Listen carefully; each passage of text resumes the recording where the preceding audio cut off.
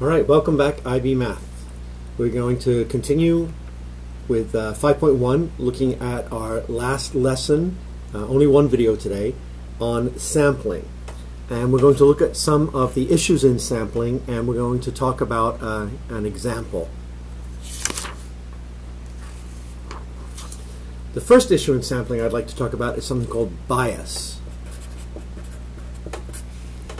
Bias is defined as concluding some incorrect statistical information.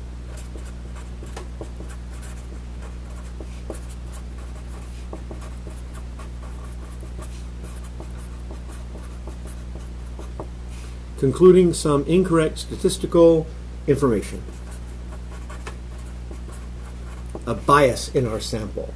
And concluding some incorrect statistical information would tend to give a skewed result, or not a very good population, good representation of the population.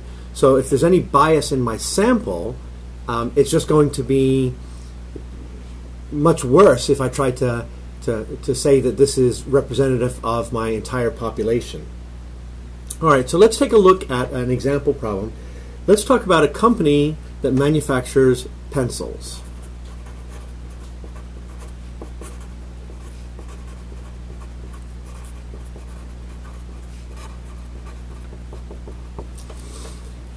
And we have a production plant, we make pencils, the pencils come off the line, and we want to take a sample of our pencils for quality control purposes. We want to make sure that the machines that make the pencils are doing everything the way that they're supposed to be doing it. And if we take a sample and we notice there's some problems in the sample, then we can apply that to the whole population and realize the population here is, of course, all the pencils that were made that day, and realize that there's probably some sort of mistake or some sort of problem with all of the pencils. Are they too long, too short? Are they not strong enough? You know, whatever the issue is. So I don't want to check every single pencil, because we might be manufacturing tens of thousands of pencils every day. But for quality control purposes, we want to take a sample.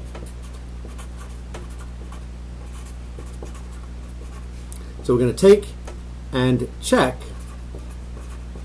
a sample of the pencils that are coming off the manufacturing line. All right, so how can we do this? How can we check? How can we take this sample here? So again, the entire population is all the pencils that were made that day. And it's just not realistic to be able to check every single pencil. So we want to take a sample and check it for quality control. Well, we could do simple random. How would we do this? Well, each batch of pencils, let's say they come off in groups of 24 in a box and maybe 10 boxes at a time. So what we would do is give each production sample a number, and then we would quality control check by picking random numbers. So simple random number here, we would allocate each pencil, set, group, box, whatever, however we're doing it, a number. And then we would use a random number.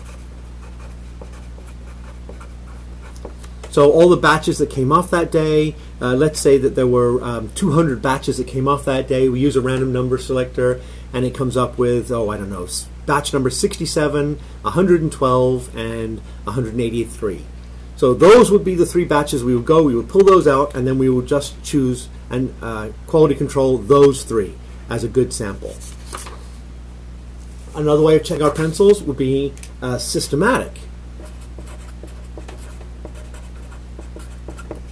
Now, in a systematic sample, what we would do is we would line up all the pencils as they're coming off the machine. So we're going to line them up.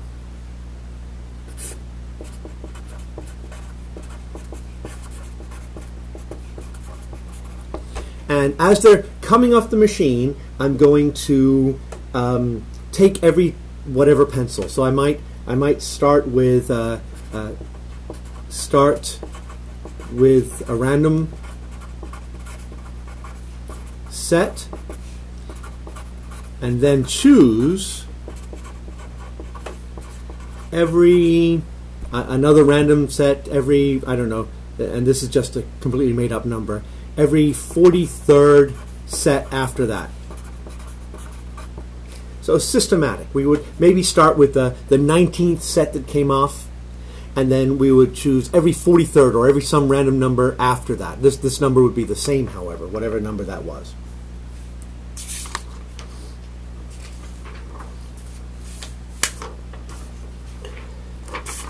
I've got more room on this paper. Let me use this paper. Let me continue to use this paper. And another way would be stratified. And in a stratified, we're going to randomly choose a set of pencils out of every collection that comes off. So we're going to randomly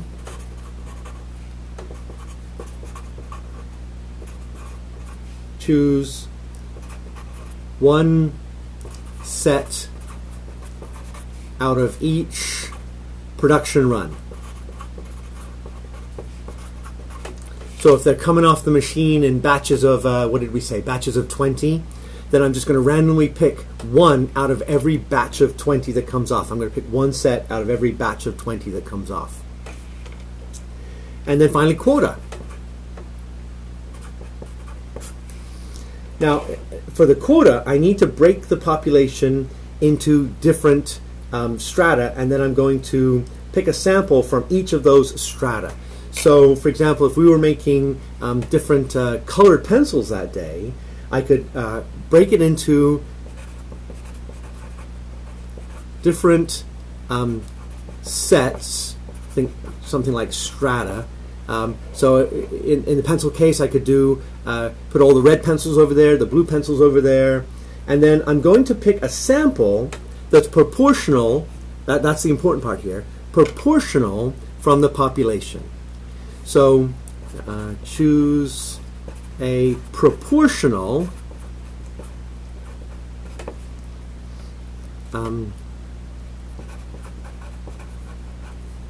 number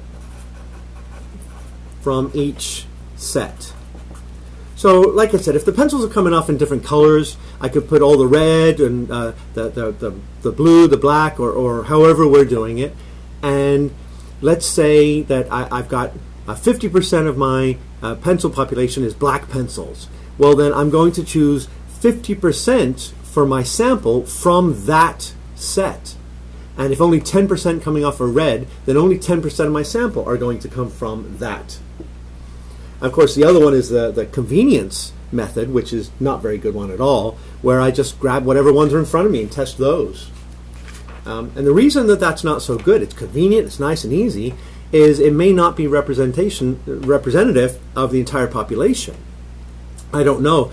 Maybe the machine just, that was a bad batch, and now I think they're all bad, so I throw away all the production that day.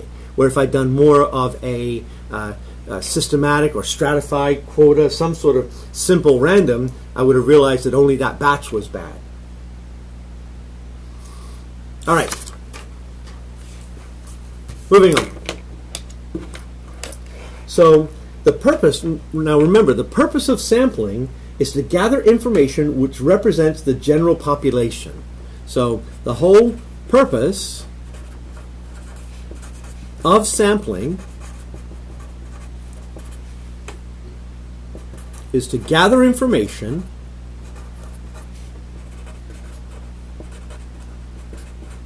the purpose of sampling is to gather information which represents the population.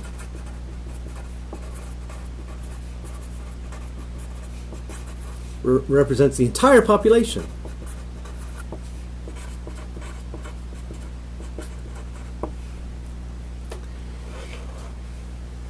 Another example of this might be some political polls. If we want to know who do we think is going to be elected, who's the winner of the Democrats, who's going to be elected to represent the Democrats. Well, we can't go and get every single Democratic voter. That would be the population, wouldn't it? Every single Democratic voter. And that might be too hard to find every single one of them and ask them who are you going to vote for.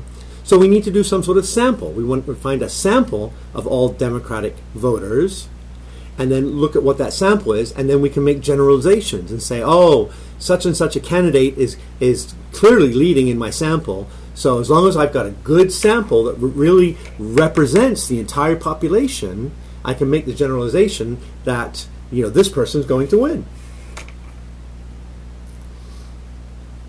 Now, this is very important. It really is essential that every sample is representative of the population, and that any bias has been eliminated or minimized. Let's talk about bias and how bias often comes into play and causes problems here.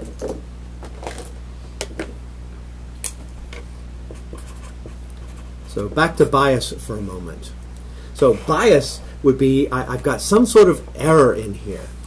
If we go back to our politicians, and I'm going to ask politicians, if I only go and do a representative poll of my Democratic voters that live in a really nice neighborhood, the rich ones, well, is that really truly representative of all Democratic voters? Would they be more likely to vote for one candidate over another? And are they truly representative of the entire population? There might not be as many rich Democratic voters as there are other ones.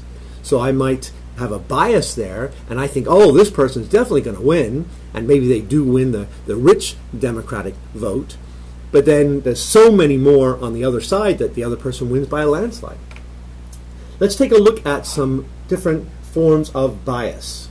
So some different forms of bias here. So first, we could have some members of the population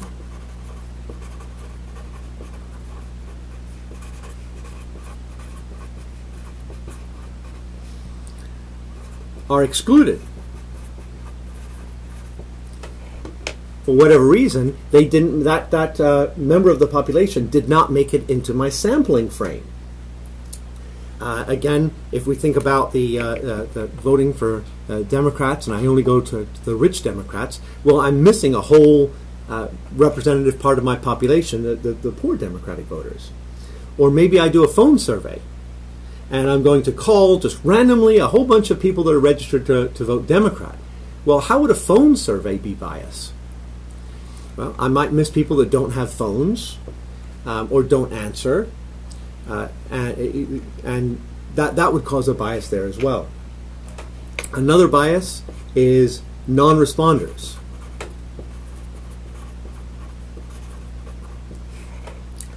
People that absolutely refuse. They don't respond. They're not going to give us an answer. So we miss a whole sub-segment of our population. Classic example of this is the survey questionnaire, where we send out a questionnaire to a whole bunch of different people, and we get the questionnaires back, but there might be a whole representative part of our population that doesn't want to answer the questionnaire, so they don't. For example, if the questionnaire is in English, we might have a whole subset of our population that doesn't read or speak or understand English, just not respond at all. So that would that would create a bias and eliminate a whole subset of our population. Another one, and this is one that statisticians don't like to admit exists, is something called a bad design. A bad design is, going back to the questionnaire, how did we ask the questions? Is it clear? Is it unambiguous? Is it not leading? For example, I could ask the leading question, have you stopped beating your dog? Now think about that for a moment. If I walked up to you and said, have you stopped beating your dog? Yes or no? It's a yes or no question. Have you stopped beating your dog? Is there any good way of answering that? If you say yes, what does it seem to imply? But if you say no, what does that imply? And if you've never beat your dog, how would you answer a question like that? That is an example of a question that's just badly designed, a very leading question. Or if I take a survey, CNN does this all the time, how horrible do you think Trump is? What are all the terrible things that Trump is doing? And of course, everybody's going to respond, and very leading question, and then they release their results saying, oh, all these people think this and that and the other thing, and it's just a bad design. It's just kind of assuming something. Sorry, I didn't mean to get political there. Another one is one that's very difficult to deal with, very difficult to avoid, is the bias in the respondent. This is probably the hardest bias to eliminate. Sometimes people don't like to tell you the truth.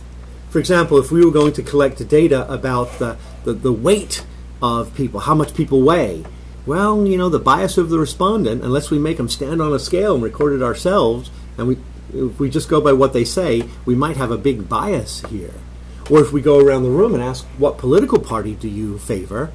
A lot of people that might be conservative might not say so. Fear of retaliation. It's very popular in today's society to hate conservatives and hate Trump. So there would be a bias there where people might be afraid to respond. And they don't want to say. So a bias in the respondent.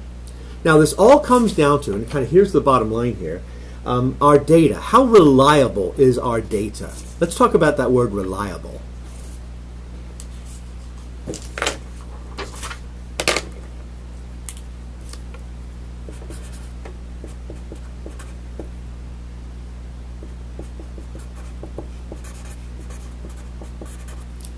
The reliability of your data. How reliable is your data?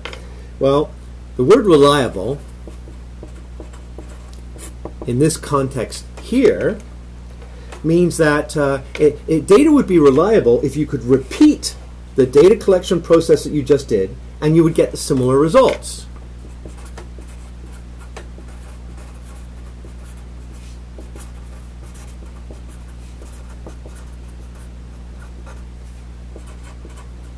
If you repeated the data collection, would you get similar results? If so, it's pretty reliable. But of course, it could be biased. If we repeat a bias survey, we would continue to get biased results. So reliable really doesn't talk about bias. Reliable just talks about the reliability of our data. If we repeated the data collection activity, however we're doing it, whatever sampling we're using, would we get similar results each time? The other thing we need to think about is the data sufficient?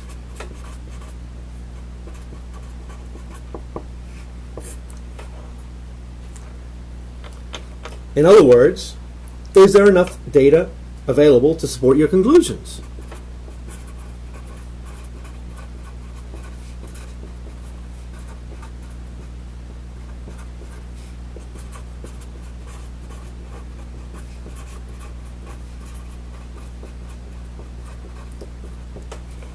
Now, ladies and gentlemen, we're going to be using all of these concepts next year when we do the IA, when we're going to do the internal assessment, and we're going to do this big research paper. It's going to take several months. Don't get worried about it. We're going to do it over the period of several months, a little bit here and a little bit there. But when we look at our data, a lot of times we're going to be analyzing some sort of data. Now, if there is a bias or a problem in the data, that's not necessarily a bad thing. As a matter of fact, if you realize all of a sudden that there is a bias, that there is a problem, that your data maybe isn't sufficient, maybe not quite reliable, it gives you something to talk about in your conclusion. It gives you something to say, oh, I think maybe my data is a little bit insufficient here. I wasn't getting the same results each time, or it's not quite reliable. When I repeated it, I got very different results. Or maybe there's some sort of bias in there. So trying to eliminate all that, I mean, that's the goal. We want to eliminate all those problems. But having those problems in your data is not necessarily a terrible thing when it comes to the IA. Don't be scared of that. So how can we deal with these? How can we best regulate this? Well, let's take a look at common causes of unreliable data. So what would happen if we have unreliable data?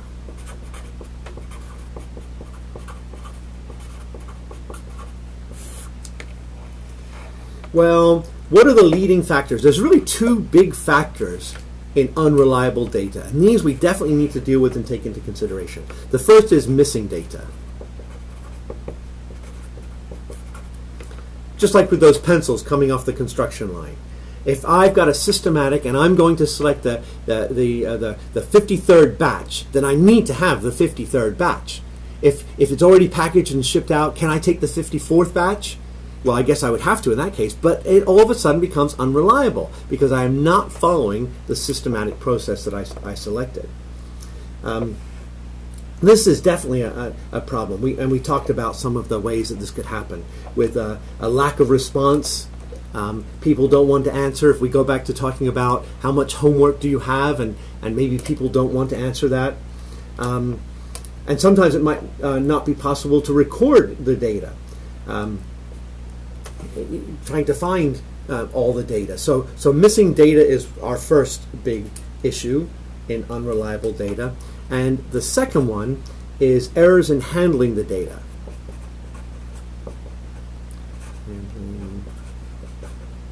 The data. Different errors that occur when handling the data. Something as simple as, did you enter it correctly? Sometimes we're dealing with a lot of data, it gets all mixed up, and are you sure you've got the right columns? Did you enter it all? I mean, think back to doing linear regressions. You know, how many times did you have to start again because when you entered the data, you put it in wrong, or there was one data point that you put in wrong, and of course that would just mess up everything.